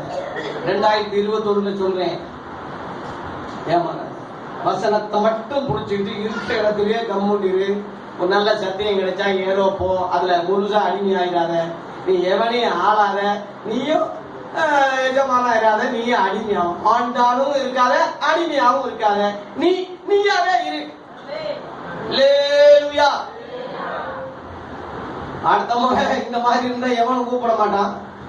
இந்த பிரசவ ஆனாலும் என் நண்பர் கூப்பிடுவார், என் ஐயா கூப்பிடுவார், என் நண்பர் கூப்பிடுவார். இவங்க மேல உள்ள தைரியத்துல தான் பேசுறேன். அல்லேலூயா. சத்தியத்தை சொன்னதுனாலே கலாத்தியர் 4:16 படி சத்துருவானேனும் ஆகிட்டு போறேன். கலாத்தியர் 1:10 மனுஷனை பிரியப்படுத்துவ தேவனுடைய ஊழியக்காரன் அல்லன்னு இருக்க. அப்படி ஒரு ஊழியம் செய்ய வேண்டிய அவசியம் இல்லை. முகசுத்தி பண்ணிக்கிட்டு அவனை பூமாலை போட்டு அவனை உருவி இந்த மாதிரி எல்லாம் காசு வாங்கி பிழைக்கிறதுக்கு பிழைப்பாடாது. இயேசு மட்டும் போயிட்டுங்க ஐயா. அவர் பெருகணும், நம்ம சிறுகணும். இதுதான் நமக்கு ராஜா எஜமான் திரையில இருக்கிற பிரதான மேற்பர் ஒருவர் தான். அவர் சொன்ன வார்த்தைகள் நிச்சயம் இந்த வார்த்தைகள்லாம் கரெக்டா இல்லாம இருந்தா என்னைக்கோ இந்த ஊழியக்காரங்களை பார்த்து பின்வாங்கி போயிருக்கேன். இயேசு கிறிஸ்துவ ருசி பார்த்துட்டேன். அவர் சொன்னதெல்லாம் உண்மை நடந்துகிட்டு இருக்கு. அதனால இயேசுக்காக என் உயிரை விடுறதுக்கு ரெடியா இருக்கான். 3 தடவை ஏற்கனவே ஜெயிலுக்கு போயிட்டு வந்தவன் நான். கோர்ட்டு கேஸ் எல்லாம் தெரியும். கேச போடுறியா, கோவிலுக்கு வராம கூப்பிடாம போறியா? போ மகனே, உனக்கு தான் நஷ்டம். குளத்தை பார்த்து ஒருத்தன் கோவிச்சுட்டு போனா உடம்புதான் ஆகும். என்னைய ஒருத்தன் தள்ளுனா இந்த சத்தியம் உனக்கு தள்ளுபடி ஆகுது. புரிஞ்சுக்க. நீ வரவேற்றா இந்த சத்தியம் உன் வீட்டுக்குள்ள நுழையும். ஏசாயா 26:2 படி சத்தியத்தை கை கொண்டு வருகிற நீதி உள்ள ஜாதி உள்ளே பிரவேசிப்பதற்கு வாசலை திறவுங்கள். கை கொண்டவன் தான், அறிஞவன் கிடையாது. பாஸ்டர் நல்லா பேசிட்டீங்க, அதனால என்ன பிரயோஜனம்? எனக்கு பிரயோஜனமா உனக்கு பிரயோஜனமா? கை கொள்ளு மகனே, கை கொள்ளுங்க. அதான் போட்டு கை கொள்ளணும். பிசாசு கூட தான் வசனம் அறிஞ்சிருக்கான். யோவான் 8:44 இயேசுவே சொல்றாரு, அவன் ஆதி முதல் கொண்டு மனசை குழப்பாதைய பொய்யனும் பொய்யுக்கு பிதான்னு சொல்லிட்டு அவன் சத்தியத்தில் நிலை நிக்காததுனாலே அப்படின்னு. சத்தியம் தெரியும், நிக்கல. அதான் அதனாலதானே அவனுக்கு திரும்ப ஒரு வாய்ப்பு கொடுக்கல. மனுஷன் ஏமாற்றப்பட்டான், வஞ்சிக்கப்பட்டான், திரும்ப ஒரு வாய்ப்பு தந்தாரு. அவன் எல்லாம் தெரிஞ்சு கரெக்டா தெரிஞ்சு செய்யல, அவனுக்கு வாய்ப்பு இல்ல. இதுல 2ஆம் அதிகாரத்துல ஆபிரகாம் தூதருக்கு உதவியாக கை கொடாமல் ஆபிரகாமின் சந்ததிக்கு உதவியாக கை கொடுத்தான்னு சொல்றது காரணம் அதான். 2 பேரும் கொடுத்தாங்க. 2 பேர்ல ஆபிரகாம் சந்ததி கை கொடுத்தது காரணம் வஞ்சிக்கப்பட்டான், ஏமாற்றப்பட்டான், திரும்ப ஒரு சான்ஸ். அவன் தெரிஞ்சு அறிஞ்சு வேணும்னே செஞ்சான். ஆதியாகமத்துல 3ஆம் அதிகாரத்துல கேள்வி கேட்கிறாரு. ஆதாம கேட்கிறாரு, நீ ஏன்பா அப்படி செஞ்ச? நீ கொடுத்த பொம்பளைதாயா கொடுத்துச்சுன்னு அங்க பழிய சொல்றான். மறைமுகமா நீதாயான்னு இத்தனைக்கு காரணம்னு சொன்னது அர்த்தம் தான். இன்னைக்கு ஆம்பளை பையங்கள்லாம் கஷ்டப்பட்டு ஒரு தாய் தகப்ப கல்யாணம் முடிச்சு வச்சா நல்லா இருக்கும்போது அனுபவிப்பான், கஷ்டம் வரும்போது இந்த அம்மா செஞ்சதுதான், இந்த எங்க அப்பா செஞ்சதுதான், நான் வேணாம்னு தான் சொன்னேன் இந்த பொம்பளைங்க. எப்படி பழி முழுவதும் அம்மா அப்பா மேல போடுறது, அனுபவிக்கிறது மட்டும் இவன். கெட்டது வரும்போது அம்மா அப்பா, நல்லது வரும்போது லேடியாது போயிடுது. அப்படி நம்ம ஆதாமுக்கு அந்த புத்தி இருந்துச்சு. முதல்ல குற்றம் சாட்டினா நீ கொடுத்த பொம்பளை தானே. அந்த பொம்பளைய கேட்கிறாரு. எவ்வளவு பாருங்க, அவ்வளவு பெரிய தெய்வம் எப்படி இறங்கி சின்ன பிள்ளை மாதிரி பேசுறாரு. ஐயா மன்னிச்சிங்க ஐயான்னு ஒரு வார்த்தை அவன் சொன்னானா, இல்ல இந்த பொம்பளையாவது ஐயா தப்பு மன்னிச்சிங்கன்னு சொன்னால? இந்த பொம்பளை சர்ப்பம் தெரிஞ்சிச்சு, இவளும் பல்ட்டி தான் அடிக்கிறா. இன்னைக்கு உள்ளவே காத்து போக்கு தானே சொல்லிட்டு தெரியுங்க. இல்லன்னு சொல்லு, இல்ல ஆமான்னு சொல்லு, எதுக்கு எடுத்தாலும் இந்த பிசாசு கெடுத்துருச்சு. தேவனுடைய வார்த்தை வாயில வர்றதை விட அதிகமாய் பிசாசி வார்த்தை தான் வாயில அதிகமா பொம்பளைகளுக்கு வருதே தவிர கர்த்தருடைய வார்த்தை அதிகமா வரமாட்டேங்குது. எதுக்கு எடுத்தாலும் சாத்தான் செஞ்சுட்டான் பாஸ்டர். சாத்தான் பிசாசி பிசாசி போ பிசாசி போ பிசாசி. பிசாசிக்கு அவனோட வயிறு பத்தி கூட அவனுக்கு சூடு சொல்ல இருக்காது. ஆனா நம்ம பேச்சு அடிக்கடி ஆகா 1000 தோத்திரம் சொல்றாலோ இல்லையோ, என்னைய அதிகமாய் புகழ்ந்து வாய்ப்பு சாத்தாண்டு மனதார புகழ்றாள். அவனுக்கு ஒரு கொண்டாட்டம், சந்தோஷம். தேவகுமாரனும் உலகத்துக்கே தெரியல, சாத்தான் கரெக்டா சொல்றான், நீ ஜீவனுள்ள தேவனுடைய குமாரன் கிறிஸ்து, ஏன் எங்களை வேதனைப்படுத்த வந்தீங்க? கரெக்டா உலகத்துக்கே தெரியாது. என்னை யாருக்கு ஜனங்க சொல்றாங்கன்னு 10:16 அதிகாரத்தை கேட்கும் போது எலியான்னு சொல்றான், உண்மையா? எரேமியான்னு சொல்றான், உண்மையா? தீர்க்கதரிசின்னு சொல்றான், உண்மையா? இவன் தேவகுமார்னு எவனும் சொல்ல துப்பு இல்ல. பிசாசி சொல்றான் கரெக்டா தேவகுமார். அது ஆண்டவர் உருவாதனால அதட்டாக்கோ நீயாவது சொல்றத என் பிள்ளைங்க சொல்லணும். பேருக்கு சொன்னான், நீ ஜீவனுள்ள தேவனுடைய குமாரனாகி கிறிஸ்துன்னு சொன்ன உடனே பாராட்டுற, நீ பாக்கிவான். மாம்சம் ரத்தம் உனக்கு வெளிப்படுத்தலை, பரலோக பிதாவே வெளிப்படுத்தினார், பாராட்டுற. ஆகவே நான் சொல்றவன் தான் சொல்லணுமே தவிர சொல்லாதவன் தான் சொல்லணும் அவசியம் இல்லை. சாத்தானுக்கு எல்லாம் தெரியும், மனம் திரும்ப மாட்டான். அதுபோல இன்னைக்கு அநேக கள்ள ஊழியர்கள், கள்ள தீர்க்கதரிசிகள் இன்னைக்கு அநேக காரியங்கள்ல இன்னைக்கு ஜனங்களை ஏமாத்திக்கிட்டு செஞ்சுக்கிட்டு இன்னைக்கு அரசியல்வாதிகளோட தொடர்பு வச்சுக்கிட்டு, அதிக பணம் இருந்தா அரசியல் பின்புலம் இருக்கும், அரசியல் வட்டாரம் இருக்கும். பெரிய பெரிய அதிகாரிகளுக்கு எல்லாம் காலை வச்சு கும்பிட்டுக்கிட்டு தொடர்பு வச்சு கட்டிக்கிட்டு இருப்பான். அவன் நல்லவனா இருப்பான். ஏன்னா பணத்தை காப்பாற்றணும்ல. பணம் அதிகமா சேர்ந்தாலே உண்மையா இருக்க முடியாது. உண்மையா இருக்க அந்த பணம் விடாது. பணாசை எல்லா தீமைக்கும் வேறாயிருக்கு. சிலர் இச்சித்து விசுவாசத்துக்கு வலிவி அநேக வேதனால உருவ கொத்தி கொண்டிருக்கிறார்கள். நீயோ தேவனுடைய மனுஷனே, மத்தேயு 1 தீமோத்தேயு 6ஆம் அதிகாரத்துல நீயோ தேவனுடைய மனுஷனே 11 இவைகள்லாம் விட்டு விலகி எல்லாம் விட்டு விலகி என்னத்தை செய்யணும்? அன்பு. நீ அந்த வசனத்தை படிக்க 1 தீமோத்தேயு 6ஆம் அதிகாரத்துல 11. நீயோ தேவனுடைய மனுஷனே, நீ உலக மனுஷன் அல்ல. நீ என்னைக்கு தேவ மனுஷன் நினைக்கிறியோ உனக்கு தான் இந்த சத்தியம். நீ உலகத்தான் அல்ல. நீ என்னைக்கு தேவ மனுஷன் ஒத்துக்கிறிய, நீயோ தேவனுடைய மனுஷனே. இவைகள் எல்லாம் படிங்க. தேவ பக்தியும் விசுவாசத்தையும் அன்பையும் பொறுமையும் சாந்த குணத்தையும் அடையும்படி நாடு. விசுவாசத்தின் நல்ல போராட்டத்தை போராடு, நித்திய ஜீவனை பெற்றுக்கொள். அதற்காகவும் அழைக்கப்பட்டாய்ன்னு சொல்லல. அதற்காகவே உன் அழைப்பு என்ன? நித்திய ஜீவன் பெறுறதுக்கு தான். இத முதல்ல புரிஞ்சுக்க. உலகம் முழுவதும் அங்க லண்டன்ல இருக்கு, அங்க அமெரிக்காவுல இருக்கு, அங்க கிளை இருக்கு, இங்க கொலை இருக்கு, இத்தனை கோடி இருக்கு. நான் கேடி, நான் ஓடி போறேன். ஒரு அம்மா பாடுது, மனவாள வர போறாரு, நான் முதலா போக போறேன். போவ எடுத்துக்கொள்ள மாட்டார் ஒண்ணு. அதனால ரிக்கா டான்ஸ் அன்னை கிளி படத்துல மச்சான பாத்தீங்கிற மாதிரி டான்ஸ்ல குத்து நடனம் ஆடிட்டு இருக்கு. சினிமா மெட்ல பாட்டு போட்டிருக்கான். அதனால என்னத்தை சொல்ல, ஒரு கட்சிக்கு இப்படி எடுத்துக்கிட்டு சுத்திக்கிட்டே ஒரு பாடுறாரு. பொம்பளை கைய பிடிச்சிக்கிட்டு ரிக்கா டான்ஸ் ஆடுறான். ஏன்னா அவங்ககிட்ட ஏசி டெய்லி பேசுறாராம் சொல்றாரு. அவங்களெல்லாம் எப்படிடா பின்பற்ற முடியும்? இவங்களை எப்படி நம்ம தலைவரா ஏத்துக்கிற முடியும்? எப்படி இவங்க வார்த்தைகளை நம்ம நம்ப முடியும் கேட்கிறேன். இயேசு சொன்னார், வெளிப்படுத்தல் 3:10, நான் உன்னை காப்பேன். அல்லேலூயா. பாட்டு பாடுறவன் நம்பாதே, டான்ஸ் ஆடுறவன் நம்பாதே, தீர்க்கதரிசனம் சொல்லிக்கிட்டு இருக்கவங்க நம்பாதே. இயேசு சொல்றாரு, நான் உன்னை காப்பேன். மத்திய 9ஆம் அதிகாரத்திலே, மத்திய 6ஆம் அதிகாரத்திலே 9-13 வரை பரம ஜெபம் சொல்லி கொடுக்கும் போது ஒரு வார்த்தை சொன்னாரே, சோதனை நின்று எங்களை ரட்சித்துக் கொள்வோம். உன் வீட்டுல வர்ற சோதனை இல்ல, இந்த சோதனை உலகம் முழுவதும் வருகிற சோதனை காலத்துக்கு தப்பும்படி நான் உன்னை காப்பேன். உலகம் முழுவதும் வருகிற சோதனை காலம் தான் அந்தி கிறிஸ்துடைய காலம். இப்ப வந்துருச்சு, நெருங்கி வந்தாச்சு. பைடன் 46வது அதிபதி, 46. வெள்ளை மாளிகையிலே அவருக்கு ஒதுக்கப்பட்ட அந்த ரூம், அந்த மாடி 6வது மாடி. 6 6 6 6. நம்ம இந்தியாவுடைய பாராளுமன்ற கட்டப்பட்ட அந்த வரைபடத்தை பாத்தீங்கன்னா முக்கோணம் வடிவில் என்னைக்காவது கட்டிருக்காங்களாடா? இப்ப பட்ஜெட் போட்டுருக்கா 2000 கோடிக்கு 3 முக்கா பகுதி. இது அந்தி கிறிஸ்துடைய சிம்பல், இளமேட்டினுடைய அடையாளம். பிக் பாஸ் நிகழ்ச்சியில அந்த முக்கோண கோணத்தை பாப்பீங்க. நடுவுல ஒரு ஒத்த கண் இருக்கும். அதுல மக்கள் நீதி மையம் சொல்லி ஒரு பிக் பாஸ் நிகழ்ச்சி நடத்தக்கூடிய அந்த நடிகர் 6 கைய போட்டு 6 போட்டு நடுவுல ஒரு நட்சத்திரத்தை போட்டிருக்கான்.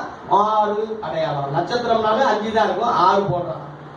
அது இஸ்ரேல் நாட்டினுடைய கொடியினுடைய நட்சத்திரம். அது இஸ்ரேல் நாட்டில் சீயோன் சங்கத்தில் அந்தி கிறிஸ்து 13 பேர் கொண்ட குழுவை நியமிச்சிருக்கிறான்.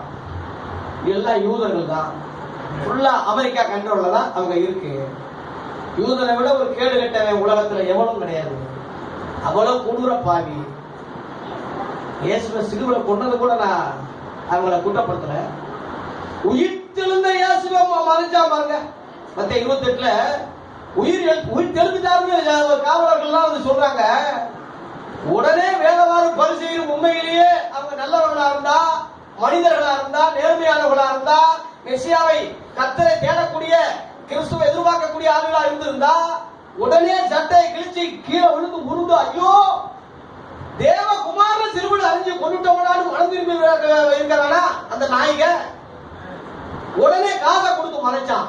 களவாண்டு போயிட்டான்னு சொல்லுங்க. எவனாலும் பெரிய அளவுல வந்தா நாங்க பின்னாடி பாத்துக்கிறோம். ஏன் உயிர் திரு மறைச்சான்னா நீ எப்படி அவனுக்கு நிரூபிக்க முடியும்?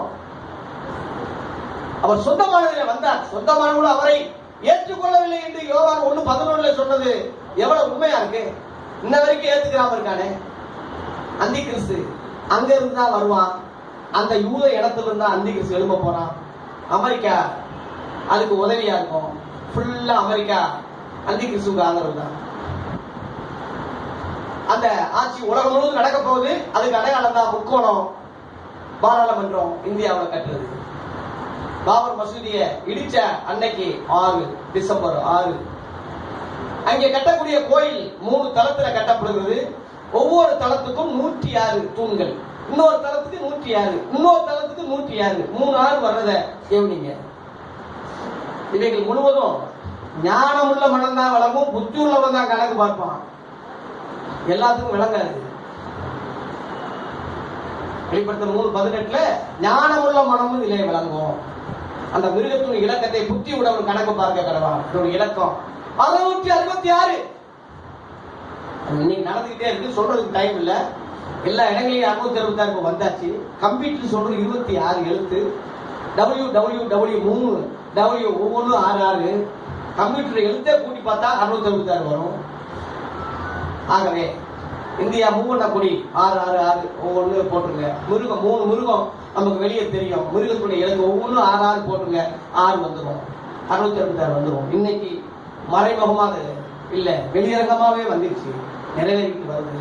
காலம் நெருக்கி வரும்போது ஒரே நாடு, ஒரே ரேஷன், ஒரே நாணயம், ஒரே மொழி, ஒரே கடவுள், அது நான் தான் வந்து உட்காருவான்.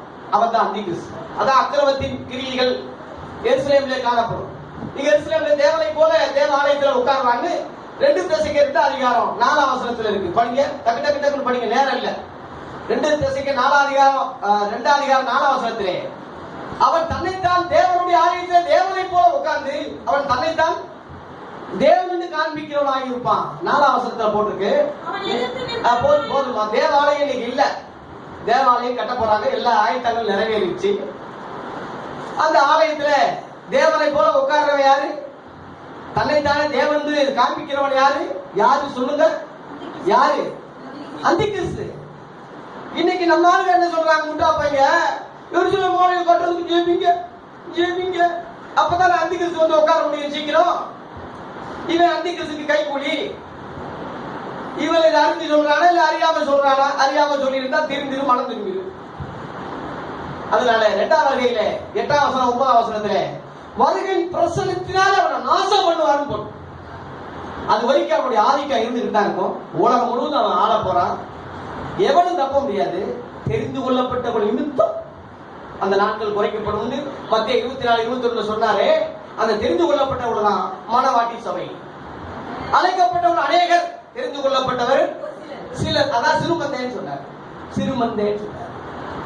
அதனால பெருமந்த அநேகர், சிறுமந்தை சிலர். அந்த சிலர் தான் மணவாட்டின்னு. ஏசியா 4ஆம் அதிகாரத்துல 7 பொம்பளைகளை ஒரே புருஷனை புடிச்சுக்கிட்டு சொல்லுவாங்களாம், எங்க சாப்பாடு சாப்பிட்டுக்கிறோம், எங்க வஸ்திரத்தை உடிச்சுக்கிறோம், பேர் மட்டும் பேரு புருஷன்னு இருந்தா போதும், நாங்களே எல்லாம் செஞ்சுக்கிறோம். ஒத்த மனைவி கட்டியே சாமியார போற காலத்துல 7 கட்டி எப்படிடா வாழ முடியும்? அதான் அந்த பொம்பளை சொல்லுது. அந்த 7 சபைகள், 7 ஸ்திரீகள் என்பது 7 சபைகளை குறிக்கும். வெளிப்படுத்த 2:7 2ஆம் அதிகாரம் 3ஆம் அதிகாரத்தில் 7 சபைகள் வருதுல 7 பொம்பளைங்க. ஒரு புருஷன் என்பது இயேசு. இயேசுவை புடிச்சிட்டு சொல்லுவாங்களா, எங்க வஸ்திரத்தையே நாங்க எங்க, அதாவது நீங்க ரட்சிப்பு வஸ்திரம் கொடுப்பீங்க, அதெல்லாம் வேண்டாம், எங்க வஸ்திரத்தையே நாங்க பாத்துக்குவோம். நீங்க ஆவிக்குரிய போச்சனை கொடுப்பீங்க, நாங்க எங்க போச்சனத்தை நாங்களே ரெடி பண்ணிக்கிடுவோம். உங்க பேர் மட்டும் வழங்கினா போதும். என்ன பேரு? கிறிஸ்தவன் மணவாட்டி, சியோன் மணவாட்டி. எதுக்கு எடுத்தாலும் சியோன் சியோன், முதல் மணவாட்டி நான் தான், நாங்க தான். இது பேர் மட்டும் வழங்கலாம் சொல்லுவாங்கன்னு அன்னைக்கே சொல்லியிருக்கேன். அதனால 7 பொம்பளைகள் வச்சு அவர் ஆகிறது இல்லை. என் உத்தமி, என் புறா ஒருத்தியே. அநேகர் கைவிடப்படுவார்கள், ஒருவன் எடுத்துக் கொள்ளப்படுவான். அந்த ஒருவன் என்ற, ஒருத்தி என்ற அந்த அடமொழி தான் மணவாட்டின்னு சொல்லுவோம். உலகம் முழுவதும் வருகிற சோதனை கால தப்பும்படி நான் உன்னை காப்பேன்னு சொன்ன அந்த வசன அடிப்படையில் 1 Thessalonians 4ஆம் அதிகாரத்திலே 13ஆம் வசனத்திலிருந்து 18 வரை நீங்க படிச்சீங்கன்னா, கிறிஸ்துவுக்குள் மரித்தவங்கள தேவன் முதல் எழுப்புவாரு. இயேசுவை எழுப்பின தேவன், நல்லா கவனிங்க, தேவன் வர்றாரு, இயேசுவோட தேவன் வர்றாரு. ஒரு ரகசியம் சொல்றேன். இயேசுவை எழுப்பின அந்த தேவன் அவருக்குள் மரித்தவங்களையும் எழுப்பி வானத்துல வருவார். அங்க போட்டுருக்கு. அப்பொழுது கிறிஸ்துவுக்குள்ள மரிச்சவங்க எல்லாம் எங்கிருப்பாங்க? பின்பு உயிரோடு இருக்கும் நாமும், அந்த வசனத்தை கவனிங்க, உயிரோடு இருக்கும் நாமும் அவருக்கு எதிர்கொண்டு மேகங்களிலே ஆகாயத்தில், கவனிங்க, மேகம் ஆகாயம். அப்ப இந்த பூமியில இல்ல, பரலோகத்திலிருந்து ஆகாயத்துல மேகத்துல அந்த நடுவானத்துல வர்றது சும்மா பக்கமா? இங்க இருந்து தாம்பரத்துக்கு வந்த மாதிரி தான் கன்னியாகுமரியில இருந்து. மெயினுக்கு வரல, கோடம்பாக்கத்துக்கு வரல, தாமரை எங்க இருக்கு? இப்ப பக்கம் தானே. அந்த மாதிரி மத்தியமான வரைக்கும் வந்துட்டாரு, இந்த பூமிக்கு வரல. ஏன் வரலன்னா இங்க இருந்து தூக்குறாரு, ஒரு கூட்டத்தை இங்க தூக்குறாரு. அதான் ரகசியம். யாருக்கும் அந்தி கிறிஸ்து தெரிஞ்சா தான் விட மாட்டான்ல. வெளிப்படுத்தின விசேஷம் 12 அதிகாரம் 5ஆம் வசனத்துல சகல ஜாதிக்கு இருப்பு கொள்ளாத ஆய்வு செய்ய ஆண் பிள்ளை அவர் பெற்றான். அந்த ஆண் பிள்ளை சிங்காசனத்துக்கு எடுத்துக் கொள்ளப்பட்டது. அல்லேலூயா.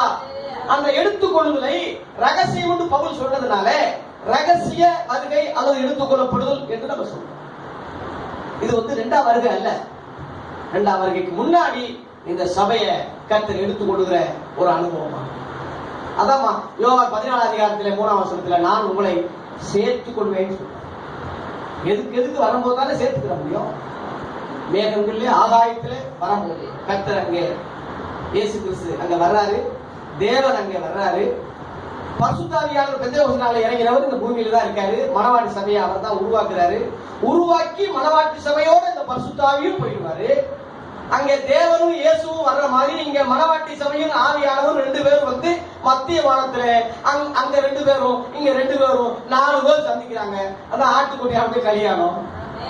அல்லேலூயா, அல்லேலூயா. வானமும் பூமி ஒளிந்து போனாலும் இந்த வார்த்தையில் ஒளிந்து போவார். அதான் எக்கால சத்தம் துடித்திடுவேன் என்று அருமையான ஒரு பாட்டு பாடினாங்க. ஐயா கூட வருகை பத்தி ஒன்று சொன்னாங்க. அதனால இந்த எடுத்துக்கொண்ட பரிசுத்தவான்களோடு திரும்ப அவர் பூமிக்கு வர்றதுக்கு பேர் தான் 2ஆம் வருகை. இதை குறித்து நாளைக்கு நான் விரிவா சொல்றேன். கர்த்தர் நம்மை ஆசீர்வதிப்பாராக. ஆமென்.